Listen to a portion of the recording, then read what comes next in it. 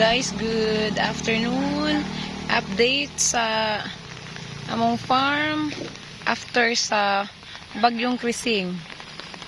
As you can see, medyo unang nibulaga na to ning saging nga natumba. Naauntay dako nga bulig pero linghod pa. Usa kadakong bulig and other one. Sayang kayo guys. Nangatumba sila tungod sa kakusog sa hangin. And kani mo dako-dakong disaster. Hello! Natumbahan o kahoy ang payag sa kanding. Hi, good afternoon. How's life after a disaster?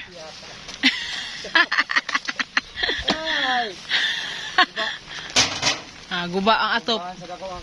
Pero ang atop pinaguba guys. Ang iyahang pagka-farmer wala natandog guys. Sa kakusog sa mga bagyo, sa mga pagsulay. Okay ra ka sir? Wala may kahoy guys. Napagod may pagkaon sa kanding. Nalaghan kayo. Gihatag na gina sa Ginoo. Kani may grasyang kahibulungan. Alam may inog sugnod. Atong palulan. Tikwang yung mga balde guys. O, sa kakusog sa hangin.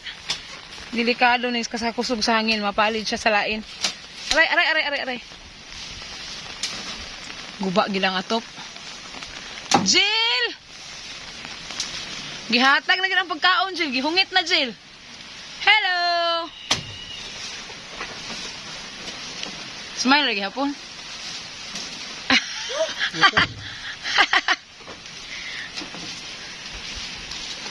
Okay. Atong lang taon. O, wala hilak na. Nausa na ron. Hey! Tugnaw! Tugnaw, be? Hello, kaluoy. Gitugnaw. Gikan pa sa layo. Gikuha. Kay ulan kaayo. There you go. Kalaghan kayong pagkaon. Napoy pigeon dire nga gitugnaw. Hello! Hello! So that's it for today. Malakop sa migmanok kay among isudan. Kay naghilak ang tag-iya sa payag nga natumba iyang payag. Alright! Thank you for watching!